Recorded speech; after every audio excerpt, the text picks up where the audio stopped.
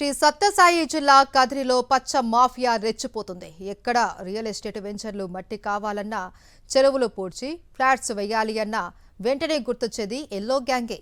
కదిరిలో పలుచోట్ల real estate వెంచర్లు సిద్ధమవుతున్నాయి. నిబంధనలకు విరుద్ధంగా మట్టిని రియల్ ఎస్టేట్ వెంచర్లకు తరలిస్తూ పచ్చ నేతలు లక్షలు ఆర్జిస్తున్నారు. అధికారం తమదే, ఎవరు అడ్డొస్తారు అన్న ధీమాతో మట్టి మాఫియా రెచ్చిపోతుంది. దేవర చెరువు బఫర్ జోన్లో ఎటువంటి నిర్మాణాలు చేపట్టరాదు అని ఆదేశాలు ఉన్నా పట్టించుకోవడం లేదు. నిబంధనలకు తూట్లు పొడుస్తూ ఆ స్థలానికి పక్కనే 30 సెంట్ల ప్రభుత్వ భూమిని ఆక్రమించారు. వందలాది టిప్పర్లతో మట్టిని తరలించి ప్లాట్స్ వేస్తున్నారు.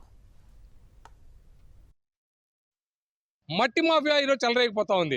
ఈ ప్రభుత్వం రాకముందే చెప్పింది, మేము అధికారంలోకి వస్తే మట్టిని కాపాడుతాం, కొండలు కాపాడుతాం, భూములు కాపాడుతాం అని చెప్పి. మరి ఈ సంవత్సర కాలంలో ఈరోజు ఇసుక సమానంగా ఈరోజు మట్టి మాఫియా జరుగుతూ ఉంది. ఇసుక ఎంత రేటు ఉందో ఈరోజు మట్టి కూడా అంత రేటు అయిపోయింది.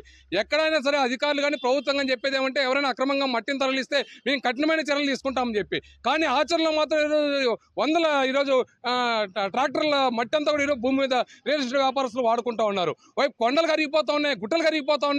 అధికారులు మాత్రం చోద్యం చూస్తున్నారు. ప్రకటనలు తప్ప ఆచరణలో చర్యలు లేవు. కదిరి చుట్టూ ఈరోజు బైపాస్ రోడ్డు చుట్టూ ఉన్నటువంటి భూముల్లో రియల్ ఎస్టేట్ వ్యాపారం కోసం అని చెప్పి అక్రమంగా మట్టిని తరలిస్తూ ఉంటారు. పత్రికల్లో వచ్చిన, టీవీల్లో వచ్చిన అధికారులు కంటిదూపు చర్యలు తప్ప సీరియస్ గా వాటిపైన చర్యలు తీసుకున్న దాఖలాలు ఇప్పటివరకు లేవు. సమయపాలన పాటించకుండా అర్ధరాత్రి వేళల్లో కూడా టిప్పర్ల ద్వారా ఈరోజు వివిధ ప్రాంతాలకు కదిరి ప్రాంతం నుంచి మట్టిని తరలించడం అనేది చాలా హేమమైన విషయం. ఇప్పటి వరకు కూడా అధికారులు అనేది స్పందించకపోవడం కూడా చాలా దుర్మార్గమైన చర్య.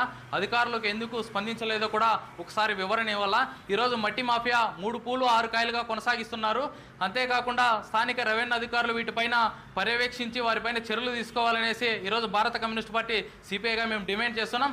అంతేకాకుండా కదిరి ప్రాంతంలో చుట్టుపక్కల ఉన్నటువంటి కుంటలు మరియు చెరువులను కబ్జా చేస్తున్నటువంటి కబ్జాదారుల నుండి కూడా ప్రభుత్వ భూములను కాపాడాలనేసి ఈరోజు మేము డిమాండ్ చేస్తున్నాం.